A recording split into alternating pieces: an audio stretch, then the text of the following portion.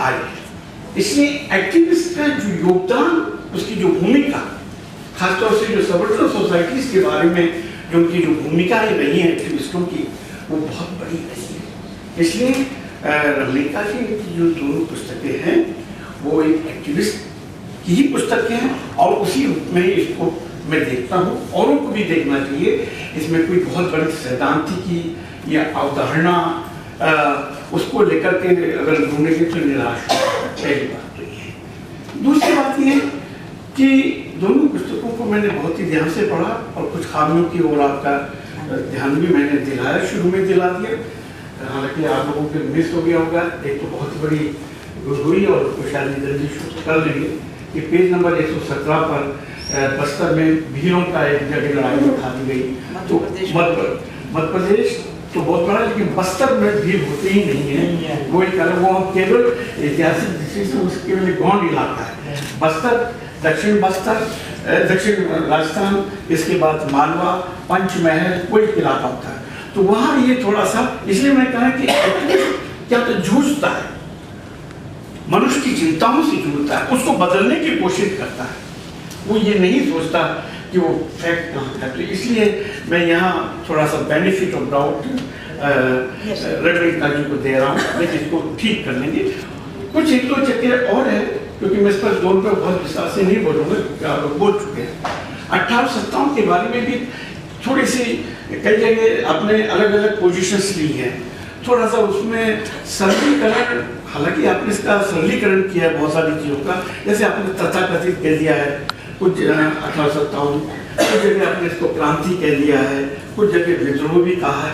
उस पर एक पोजीशन हमें लेनी चाहिए कि या तो हम उसको औपनिवेशिक अंग्रेजों की इतिहासकारों की दृष्टि से उसको देखें, कोई बुरी बात नहीं, ठीक है, वो भी एक स्कूल है, या तो म्यूटनी माने या इसको प्रथम स्वतंत्रता संग्राम माने, या हालांकि हम तो वो है कि इससे पहले भी चलते रहे हैं और 18वीं सदी से चलते रहे हैं। मैं उस डिबेट में भी नहीं आऊँगा क्योंकि बहुत लंबी डिबेट है।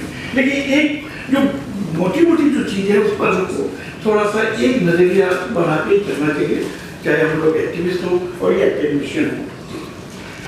तीसरी बात ये कि दरअसल आपके जिसमें मुद्दे उठाए बहुत जबरदस्त मुद्दे हैं और बहुत पहले से चले आ रहे हैं, और ये सारा जो मुद्दा है वो एक ही सेंटर, उसकी जो केंद्रीयता है वो ये कि विकास की अवधारणा, विकास क्या। मैं अभी मुख्य धारा में नहीं जाऊंगा ना, इस मुख्य धारा में करीब 25 साल पहले मैंने एक लंबा पीस लिखा था, मुख्य धारा की अवधारणा क्या है, और वो भी जब मैं नॉर्थ ईस्ट से लौटा और तब इस पर मैंने डिस्कस, इसलिए उस पर मैं नहीं जा रहा। लेकिन कुल मिलाकर कि विकास क्या है, विकास की कसौटियां क्या है, ये समस्या भारत की नहीं, ये समस्या संपूर्ण विश्व की है। इस समय करीब 37 करोड़ आदिवासी, बहुत सरल भाषा में कह रहा हूँ, हालांकि इस पर भी डिस्कशन है कि हम उन पे एबॉर्जिनल्स कहें, ये डिबेट चल रहा है, या इंडिजिनियस कहें या ट्राइब कहें, ये इस पर वो एकेडमिक बहस है, इसलिए उसमें हम ना जाएं, लेकिन सामान्य भाषा में कहें कि हाँ, एक आदिवासी जिसको हम लोग कई नजरों से देखते हैं, दुनिया में इस समय 37 करोड़ आदिवासी हैं, इस तरह के लोग हैं जिनको हम इंडिजिनियस भी कह सकते हैं और एबॉर्जिनल्स भी कह सकते हैं। उनके सामने सबसे बड़ी समस्या है कि हमें आखिर में विकास के कौन से मॉडल्स को अपनाएं, और ये समस्या साउथ अमेरिका से लेकर के, चाहे वो ऑस्ट्रेलिया हो, चाहे वो न्यूजीलैंड हो, चाहे वो फिजी हो और चाहे वो भारत हो, सब जगह। अभी मैंने एक पुस्तक खत्म की करीब 2 महीने पहले ही, मैं लेके आया था बाहर से, new imperial order dash the indigenous responses to globalization। बहुत ही लेटेस्ट बुक है कि ग्लोबलाइजेशन या वुमनलीकरण को इन आदिवासियों ने कैसे प्रत्युत्तर दिया, रेस्पॉन्स कैसे दिया। तो ये समस्या जो आपने उठाई, उन्होंने बहुत ही बड़ी मोटी पुस्तक है वो, और इतने अच्छे ढंग से इनसे बहुत ही वेल रिसर्च पुस्तक है। इसमें यूएन को भी लिया है, इसमें डेट को भी लिया है, कि जिसमें अमेरिका की भूमिका को भी लिया है कि कैसे एक द रिटर्न ऑफ एम्पायर कि जो आदिवासियों की जो क्षेत्र है वह किस तरह से सम्राट की वापसी कैसे हो रही थी, शायद बहुत कम लोगों को मालूम है। और मैं बताना चाहूंगा कि यूएन ने 5वें दशक तक 2 बड़े कमीशन बैठाए थे आदिवासियों को जो समाप्त नेटिव कहा जाता है, यानी आप ताजुब करेंगे सुन करके कि बैठाए थे और किसी मामूली व्यक्ति की अध्यक्षता में नहीं, बैठाए कि कितने लोग ब्राजील में, मैक्सिको में, पेरू में, अर्जेंटीना में और अफ्रीका, यानी 16वीं सदी के मध्य तक 1.5 करोड़ आदिवासी मारे जा चुके थे 16वीं सदी में तक। ये आगे में उसके बाद और स्थिति बहुत खराब हो गई। खैर, लेकिन स्थिति ये है कि जब हम 21वीं सदी में हैं तो पिछले 20-22 सालों में ग्लोबलाइजेशन की वजह से जो अस्मिता का सवाल जो उठाया है, ये सवाल 60 में 80 दशक में नहीं था। उस समय ये था, अरे बेचारा गरीब, इसकी ओर इशारा किया, दया था। आज दया भाव नहीं, अस्मिता, एसर्शन, क्योंकि एक आइडेंटिटी एसर्शन का जो लहर पूरी दुनिया में चल रही है, क्योंकि 22 साल में जो पूंजी और मल्टीनेशनल्स का जो भूमिका है, क्योंकि आपने देखा कि आपने खुद इसमें लिखा जगह जगह कि ट्राइबल एरिया में जो कॉन्फ्लिक्ट्स बढ़े सबसे ज्यादा क्यों बढ़े, क्योंकि उस 22 साल के अंदर वहां पर multinational, national bourgeoisie, monopoly bourgeoisie का सबसे ज्यादा वहां पे हुआ है और उससे कॉन्ट्रडिक्शन जो है बहुत शार्प हो रहे हैं ट्राइबल्स नॉन ट्राइबल्स के बीच में, ट्राइबल वर्सेस नेशन स्टेट, वो खाली भारत में नेशन स्टेट, पूरी दुनिया में ये कॉन्ट्रडिक्शन शार्प हो रहे हैं। तो ऐसे में जो विस्थापन जो हुआ है वो जबरदस्त विस्थापन हो रहा है और हो रहा है, ये आपने भी इसमें इशारा किया। तो सोचने की बात यह है कि हम किस तरह का विकास चाहते हैं। आपने जगह बहुत अच्छी बात कही है, वो ये कि आप विकास 90% लोगों के लिए चाहते हैं या 10% लोगों के लिए चाहते हैं। ये मुद्दा आपने इसमें उठाया, ताकि इस पर और थोड़ा फोकस डालते हैं, आगे बढ़ते हैं। यानी ये सवाल आदिवासियों का नहीं है, ये सवाल हम सबका ही हो गया है कि आखिर आपको विकास 90% लोगों के लिए चाहिए या 10% लोगों के लिए चाहिए। आज मुकेश अंबानी कहता है कि मुझे जेड सुविधा, जेड कैटेगरी की सुविधा चाहिए, 35 लोग उसको दिए जा चुके हैं, लेकिन आज नया मुद्दा उठाया भारत सरकार के सामने कि मैं जहां भी जाऊं वहां की स्थानीय पुलिस भी मुझे दी जाए। अब आप एक व्यक्ति के लिए कर रहे हैं और दूसरी तरफ आपने बताया है 30-40 जिलों में किस तरह से लोग मारे। कल ही परसों बस्तर के अंदर हुआ कि 9-10 जो मारे गए वो गांव के लोग मारे गए नक्सलवाद, और माना जा रहा है कि वो माओवादी नहीं थे। तो कहने का मतलब ये कि एक व्यक्ति के, चूंकि वो आपके सिस्टम को मजबूत कर रहा है, वो 10% लोगों की व्यवस्था को मजबूत कर रहा है, इसलिए आप उसके लिए सब कुछ करने को तैयार हैं। प्रश्न किसी विचारधारा का नहीं, प्रश्न केवल संवेदनशील और मानवीय होने का है।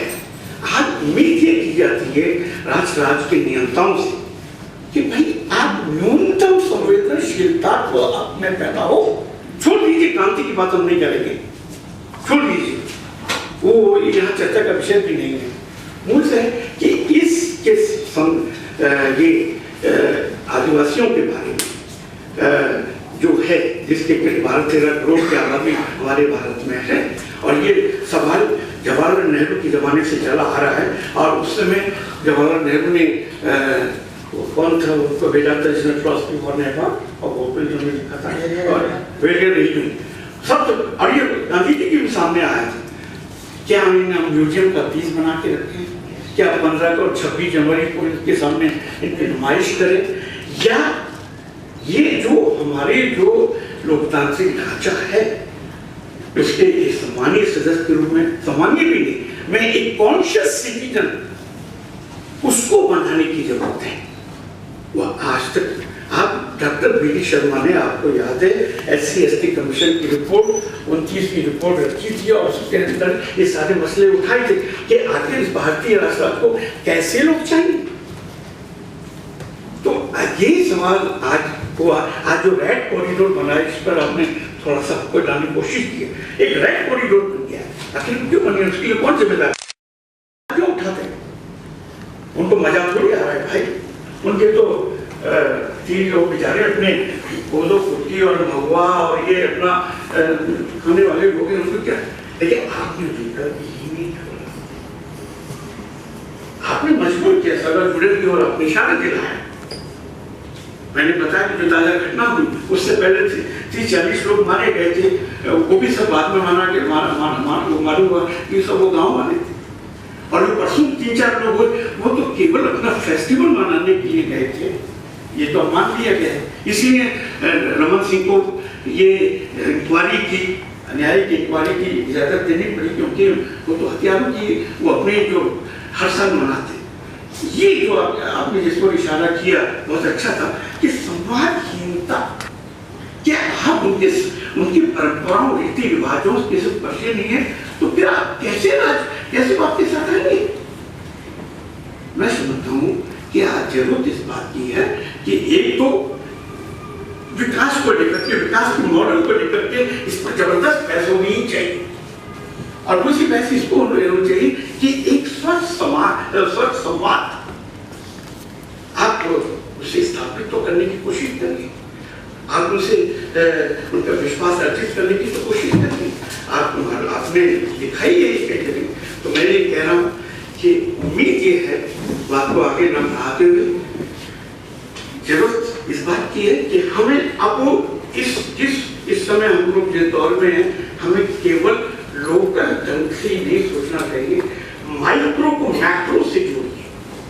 बस्तर हो या खूंटी हो, उसके सीधे सार न्यूयॉर्क से भी जुड़े हुए, वॉल स्ट्रीट से भी जुड़े हुए, वर्ल्ड बैंक और IMF से भी जुड़े हुए, ये सब सिद्ध हो चुका है। अभी समय नहीं है ये तो स्थापित कर दूं कि किस तरह से मल्टीनेशनल्स के माध्यम से, चाहे उड़ीसा हो, चाहे झारखंड हो, चाहे बस्तर, तो जब भी हम ये सवाल उठाएं, हमें उस पूरे परिप्रेक्ष्य को, एक वैश्विक परिप्रेक्ष्य को भी सामने रखना पड़ेगा, तभी हम आदिवासी के बारे में उनकी चिंताओं, उनके सरोकार, उनकी चुनौतियों और रेस्पॉन्सिबिलिटी के संबंध में हम न्याय कर पाएंगे। धन्यवाद।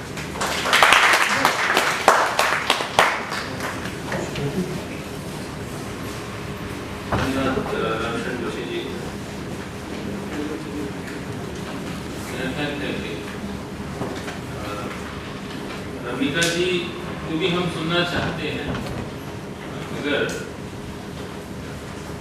इससे पहले मुझे लगता है वो बहुत मौजूद है, उसमें दलित आदिवासी की बात नहीं है, लेकिन 68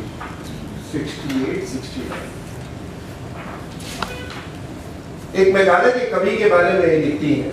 मेघालय के कवि देशबंद खाकरन तो अंग्रेजी के वर्चस्व के कारण अपनी ही आलोचना करते हुए कह उठते हैं, मेरी अंग्रेजी ज्ञान का बोध दस्ता है, मुझे सवाल करता है ये जो ज्ञान बन गया है मकबरा, भगाता है सेकी, करता है निरंतर अट्ठास। मेघालय का अंग्रेजी में कविता लिखने वाला एक कवि नंगगोम तो कहता है कि वो अपने ही लोगों की भीड़ को अपनी कविता नहीं सुना पाता, ना ही लुट सकता है उनकी वाहवाही, चूंकि उनके लोग अंग्रेजी नहीं जानते, इसीलिए कवि से मिल रहा है। भाषा का सवाल जब हम उठाते हैं तो आप कह लीजिए कि 2-4 लोग बन जाएंगे, मुक्ति हो जाएगी, लेकिन आप समाज की मुक्ति पर बात कर रहे हैं, और जब आप समाज की मुक्ति पर बात कर रहे हैं तो उसी तरह से हमको भाषा को भी संबोधित करना होगा। आपने को एक औचित्य भी उसका है। औचित्य यह है कि एक तरफ आप आदिवासी अस्मिता का संकट किताब के माध्यम से आदिवासी समाज की चिंताओं के बारे में, उन समस्याओं के बारे में जान सकते हैं, और उस आदिवासी समाज के साथ में एक आप कह सकते हैं डायलॉग कर सकते हैं, संवाद स्थापित कर सकते हैं। वही जो उनकी दूसरी किताब है आदिवासी लेखन एक उभरती हुई चेतना, इस किताब के माध्यम से उस जो आदिवासी साहित्य लिखा जा रहा है उसके कुछ प्रश्नों से और प्रवृत्तियों से आपका परिचय होता है। अब सवाल उठता है कि किसी भी किताब का मूल्यांकन इस आधार पर किया जाना चाहिए। मैं अभी इस स्थिति में नहीं हूँ कि किताब के बारे में कोई मुझे निर्णय दे, लेकिन किसी भी किताब का मूल्यांकन करते वक्त, उसके बारे में बात करते वक्त हम ये देखें कि जिस उद्देश्य को लेकर के वो किताब लिखी गई है उस उद्देश्य में वो कितना सफल होती है। तो जैसे दोनों किताबों का उद्देश्य है, एक आदिवासी समाज से आपका परिचय कराती है, दूसरा आदिवासी साहित्य से आपका परिचय कराती है। तो इन उद्देश्यों में ये किताबें कितनी सफल हुई है इसको मैं बहुत संक्षेप में आपके सामने रखने की कोशिश करूंगा। जो पहली किताब है आदिवासी अस्मिता का संकट, तो बेसिकली रमिका जी ने उसमें इतिहास के कई सवालों से जूझने की कोशिश की है, आदिवासी समाज और उससे जुड़े हुए प्रश्नों को आपके सामने लेकर के आती है। लेकिन जो आदिवासी अस्मिता का संकट है, जिस अस्मिता की हम बात कर रहे हैं, जिन संकटों की बात कर रहे हैं, मुख्यतः जैसा मैंने कहा कि 90 के बाद से जो नई आर्थिक नीतियों की वजह से आदिवासियों का शोषण शुरू हुआ है, नए सिरे से शोषण तेज हुआ है। उसके बाद के आदिवासियों की क्या स्थिति है, वो अपने लेखन की शुरुआत यूनाइटेड नेशंस की उस रिपोर्ट से करती है, उस किताब के लेखन की, कि कितने आदिवासी विस्थापित हो चुके हैं, कितने सरकारी हिंसा और नक्सली हिंसा, जो दोहरी हिंसा के शिकार, उसकी वजह से कितने विस्थापित हुए हैं और कितने लोग उसके शिकार हुए।